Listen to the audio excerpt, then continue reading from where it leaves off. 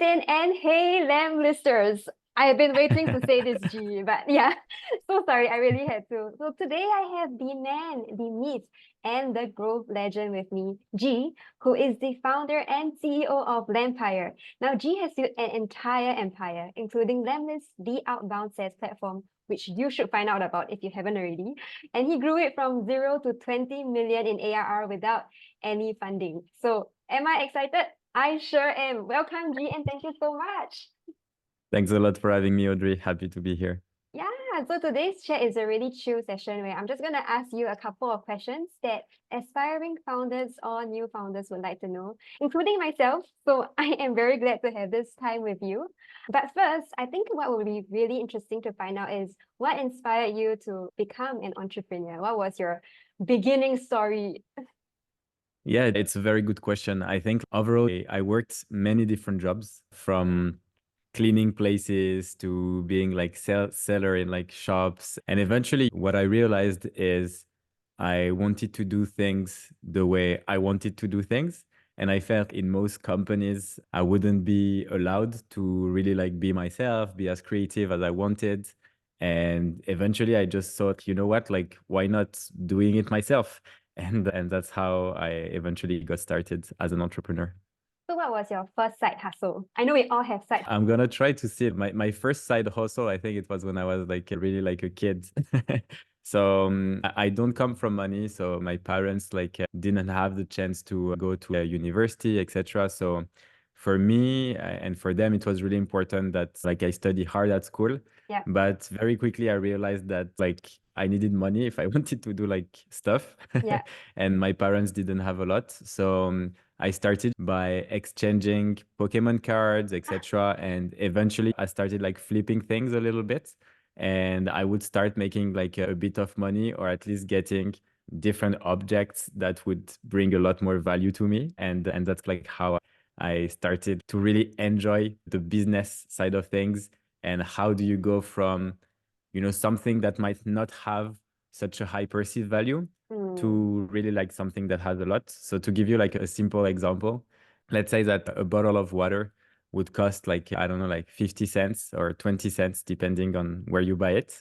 But actually, if you go where some people like are training and you know that all the machine over there are broken, you can go there and the bottle of water that you bought 20 cents, you can sell it for $2 or $3. So I would do like a lot of little things like this, or I would start being at the shop and packing all the furnitures for people into bags, like every little things that I could do to make money, I would do it. And I started really enjoying it. Already finding value at a young age and finding where the customers have the most pain points. Yeah, that's super cool. And I think that also leads me to my first question, right? How did you identify like the market need for, let's say, Lemlist, since you know it's the most successful business that you've had so far, and I know there'll be more to come. So before Lemlist, I actually had a lead generation agency. So I was running sales prospecting campaigns for companies around the world, helping them to book meetings with their future customers. And the more I would talk to business owners, head of sales, head of growth, etc., I realized that everyone was frustrated by sales automation platform because they were like selling like the dream of putting your sales on autopilot. But when you would use these tools, you actually would realize that for it to work, you had to put effort, you had to put personalization, you had to put the extra mile to identify the right intent. So an intent, for example, to be very practical, let's say that a company just raised 20 million. If they raise like $20 million, you know that they're going to be hiring and it's going to be a struggle for them to find the right talent. So if a company has raised money and that they are hiring for developers and you have a recruitment agency, it's a right intent to reach out to them because you know that they have a problem and you know that you have a solution. And there are like thousands of different intents, but most people don't really leverage it. And most people believed or used to believe in the spray and pray approach, which is send messages to like tens of thousands of people, cross your fingers, and eventually you get replies. So with my agency, I would see the difference between people's expectation and the result that they would have from these platforms. And eventually I just thought, okay, why not create a platform that will allow people to truly understand the path they have to go through to actually get replies whenever they do like sales prospecting. And that's how Lemlist was born in 2018. Oh, that was such a, it's the beginning, it's at the beginning and it has grown so far. But I think at that point in time, whether Lemlist was going to be like a painkiller or a vitamin. It's always a good question. Actually, I love this topic between like painkillers and vitamin. And what I like about it is even though people always talk about it in a negative way, like talking Mm, about vitamins, actually vitamins are like $1 billion market. So for me, it's like true.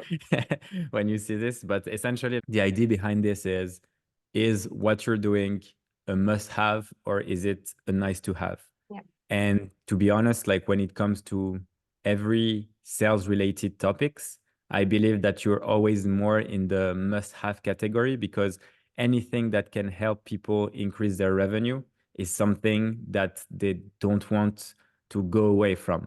Yeah. So what I love like about Lemlist and about pretty much like all the tools that we develop at Lempire is that we always have one focus in mind, which is how can we help people increase their revenue?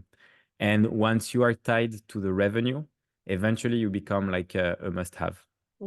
Interesting. And what about businesses that may not be as closely tied to revenue on the surface? Do you think that it's possible for them to reposition it as a painkiller, or do you think that they should just own that they are vitamin and go from there?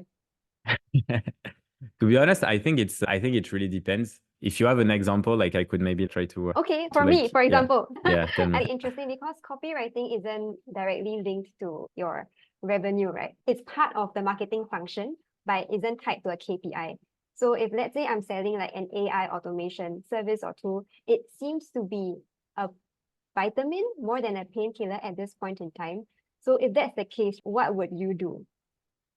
I think copywriting, I think, is a good example because as you mentioned, it can be like unless you are doing copywriting for landing pages and you can see the difference in conversion rate. So for example, you're like on the website and you do on website optimization and or conversion rate optimization, and then you see that changing words actually impact the revenue. But if you do copywriting for articles, helping people to build their brand, etc., it's a lot more top of funnel. It's a lot harder to track, and therefore I understand that like it's difficult to tie it directly to the revenue. So I think on that end, I think it's always good to keep the revenue in mind. And even though you can't tie it, let's take the example of copywriting for personal brand. So if you help founders to write their content on LinkedIn or something like this, eventually you can still measure a few things. You can measure their audience, you can measure the reach that they get, you can measure inbound leads because it might drive traffic from LinkedIn or direct, etc. For us, for example, like we generate tens of millions of views on LinkedIn. I think like last year we generated as a team close to 100 millions of views on LinkedIn, Yeah. which is huge. And the reality is at some point when you're selling marketing services to people, you need to sell this to people who believe it. And it's more or less the same, like painkillers, like people feel like this is something insane, etc. But studies actually show that depending on the look and feel of the painkillers, it will affect how quickly your headache can be resolved, for example, or your pain can be resolved. Yeah. Same, similarly, like if a doctor is wearing like a white lab coat, it gives him like a posture that is synonym with health, and therefore you would believe a lot more what they say versus someone dressed casually like me today, for example. So I think to go back to your question, you can always reposition it. And I think you should always have in mind like the end goal of your service, because eventually what you want is to tie it as much as possible towards like revenue. But it shouldn't be the end. And in the way you frame it, I think like you should always have a path towards having your ROI, but you should also explain people that it's not going to be like instant. So for example, if you launch like an outreach campaign, after a month or 2 months, you should be able to book meetings with prospects. If you've never done it before, you have to test things, etc., etc. But to make it something profitable and repeatable, your expectation shouldn't be like to have something repeatable and like that you can directly scale after 2 months. It's just like totally illogic. Everyone wants things now, but I think people are also not stupid in the end. And I think when you are like honest with them and you set the expectations, you might not close as many customers, but the one that you will close, you will build like a very trustworthy relationship. Because if we take outreach again as an example, if you start telling people, okay, you might have used tools in the past, believing that you would get a results in a week or in a month or in 2 months, and in the end you just got crickets or just one or two replies that were telling you to F off, eventually like these people are going to recognize themselves in that message. Yeah. And then the solution that you bring is going to be something that at least they might believe in a lot more. And if you are confident in your offer and what you can sell, so following up on my example, you could say something like, if you're serious about outreach, here's a program that in 6 months will help you build a predictable pipeline where every single week you'll be able to generate meetings for your sales reps so they can close more deals and you can increase your revenue. At least you're setting up the expectation right. Some people might say, I don't have 6 months, etc., etc. Fair enough, but at least you focus on having happy customers. And I think that's like the most important part. Definitely. And in terms of like customers, right? So you talk about customers. How did you acquire your first 100 customers? Do you go to your friends and family, or was it all LinkedIn, or was it just like content until you got people in? Yeah, it's a good question. Actually, we didn't have money at the time. My friends are mostly like all poors. So it's For me. yeah. Yeah, and my family, to be honest, they're really like not in the business area or anything. Friends and family and friends were not really like working out. So what I did is I used Lemlist. So we didn't have money. So I just had like my sales prospecting tools and I knew how to do sales prospecting. So for the first 100, what I would do is use Lemlist, send sales prospecting campaigns, book meetings with people. I would find a niche that is less exposed to like outbound sales prospecting. So usually brand new founders who are like testing new channels like to acquire customers.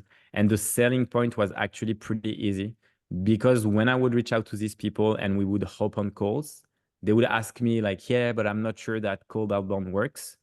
And when they would tell me that, the only thing I would say is, can you close a deal when you're on a meeting? And they're like, yeah, of course I can close a deal. I'm a closer. So I'm like, that's good. So all you need is a meeting, right? And they're like, yeah, exactly. And I'm like, how exactly did we meet? And then they would say, yes, through cold email. And I'm like, there you go. So it works. It's just a matter of like using it the right way. And I'm happy to help out to launch your first campaign. So what I would do is onboard people and help them with their first campaign. So I would be sure that they get really good results. And from 0 to 100, that's like how I did it, very manually, doing things that don't scale at first. And I would take all the campaigns that would work, write about it, document entirely like what I was doing, why it was working, and sharing it with the community. And eventually the whole outbound process, so from 0 to 1 million, became the content, and the community I had created around it started to basically take off, and I would get a lot more people from it. Super cool. And like what you say, like the proof is in the pudding. If your product works, it should work for yourself as well. And that's how it rolls. But question for you, was it very different for you to take the company from 0 to 1 and then 1 to infinity? Because getting from 0 to 1 is one hurdle, right? And then the next stage is a next set of challenges. What are the key differences for you? Yeah, I think 0 to 1 was like a really hardcore grinding and just me essentially. So I was doing like sales, marketing, customer support, like pretty much like everything like on my own. I had people join as like freelancers like along the way, but I really didn't spend much money because at first I was doing everything on my own and I saw that it was working. And I felt, I don't know, I just felt like it was unreal. So before hiring people, I was just like, okay, head down and it's working, continue doing it. And eventually, like from 1 to 10, you have to scale the team. So this is where you have to train people, you have to help them level up. Because when you're at like, I don't know, 500K to a million in annual recurring revenue, it's still hard like to attract the top talents. So the way I would hire people is based on character rather than skills. So I would try to find people who really want to learn, people who are like really hard worker, who have the same values as I have, and eventually just help them reach new heights, new skills, etc., etc. Like where 1 to 10 was actually like the part where I think I made the most hiring mistakes, like not finding the right people, etc. But the more you learn about these things, the better you get. And it's the same like in pretty much every different skill set that you want to develop. You gotta fail at some point and you gotta learn from it. And hiring is not different from the rest.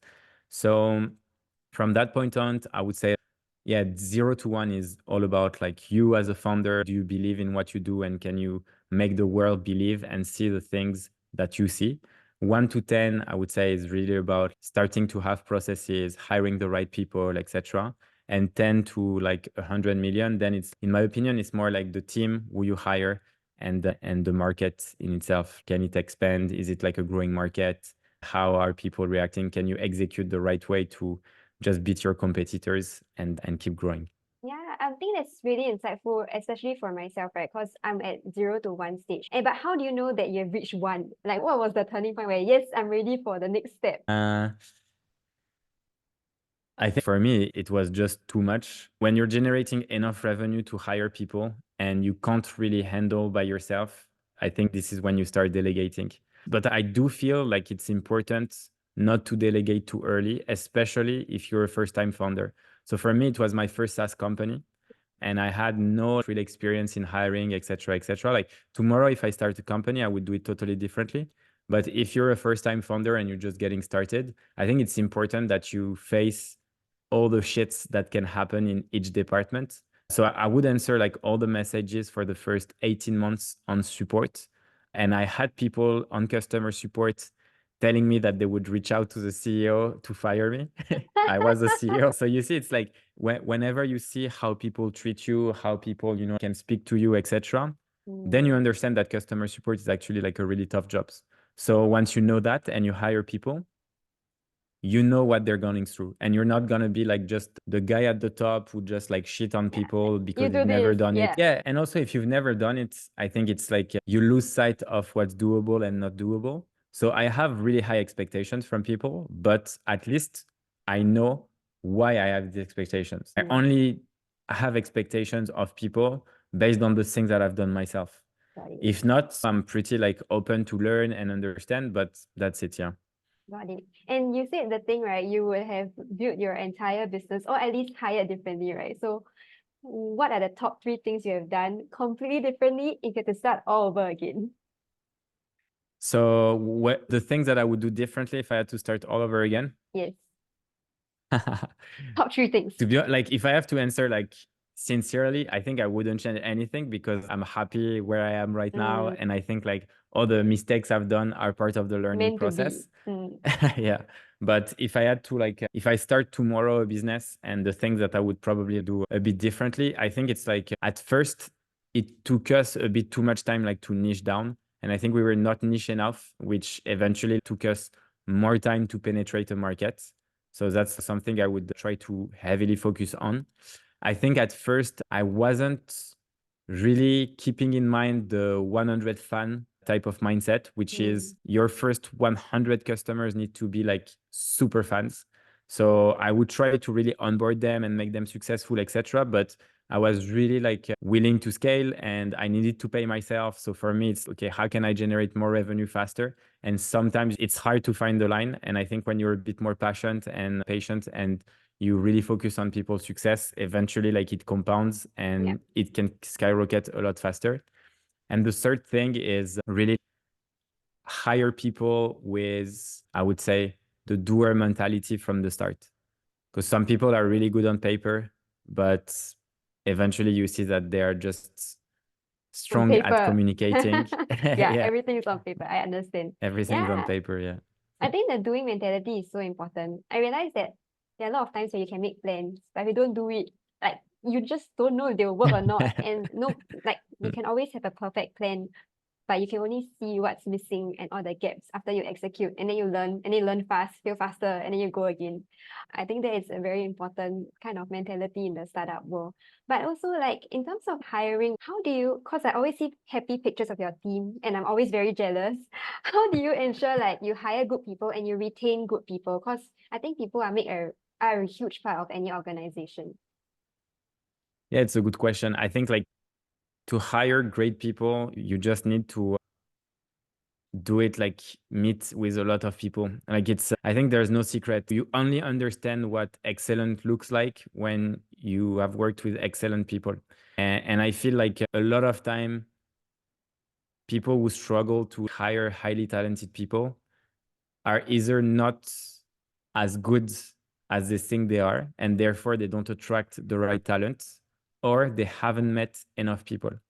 And I think sometimes it's just about meeting as many people and do it continuously.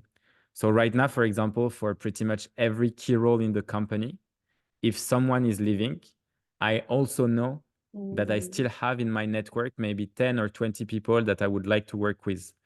And that's because I'm continuously meeting with new people.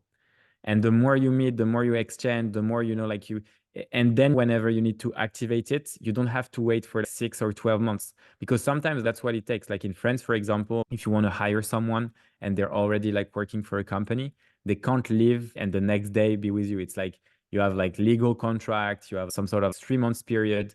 So the whole hiring process, even if it's fast and it's, let's say, 3 or 4 weeks for like very key roles where you want them to do like a really in-depth business case, you want them like to meet maybe 3 or 4 different people in the team, it's going to take you a lot of time. So you first need to have a really like good pipe of candidates and meet with as many people, and eventually you know how to spot talents.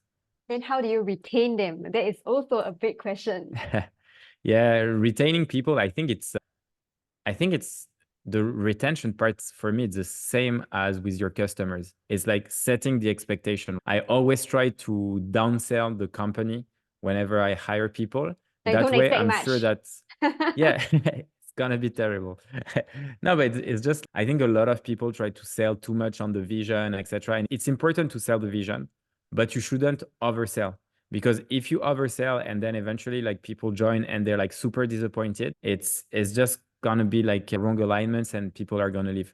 So for me, it's don't oversell, keep your promises. So whenever you tell someone that you're gonna do something, do it, and treat people with respect and give talented people enough space so they can consider that the company they work for is also their company. And finally, reward people as they should be rewarded. So for me, if you focus on those 4 things, maybe some people are going to leave because eventually, I don't know, like they lost the passion, they lost the fire, and that's part of life. But the rest will stay. Like it's just basic, I would say. Definitely. I had a CEO once that told me, because I asked him, what is the difference between a good and a great company? And then he said, a good company has good people. A great company has great people. Then I was like, that's deep. But really, because of the people, and then it made it such an amazing agency to work at. So I really enjoyed that. And I think one thing I would love to know from you, is there like one key lesson that you have learned? I know you have learned many lessons as a founder, but was there like one thing that stood out to you in your journey so far? I think a quote that I like is from Charlie Munger that says, to get what you want, you need to deserve what you want. And I think like a lot of people, it's simple, but a lot of people want things, but they don't deserve it. You know what I mean? And they are not willing to sacrifice what it takes to get to where they want to be. And that's why they are frustrated. And for me, I really feel like in life and in building a company, and like we are so impatient and we have so many things in our day to day, like Instagram, TikTok, etc., that give like instant gratification, that we forget that it's all about the journey. It's all about enjoying the passing of time. It's all about surrounding yourself with the right people. And that if you want to get to the top and you understand the sacrifice it takes to get there and you are fine with it, you will get there eventually. I've never met anyone who made the right sacrifice and made all the right choices, etc., who didn't achieve what they wanted to achieve. Most often, and the most actually depressed people I've met are people who are like really ambitious, but also extremely lazy.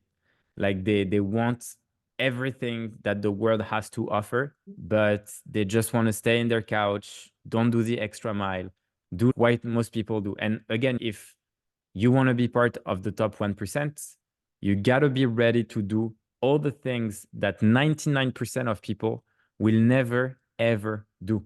And that's as simple as that. Like with exceptional actions, you get exceptional results.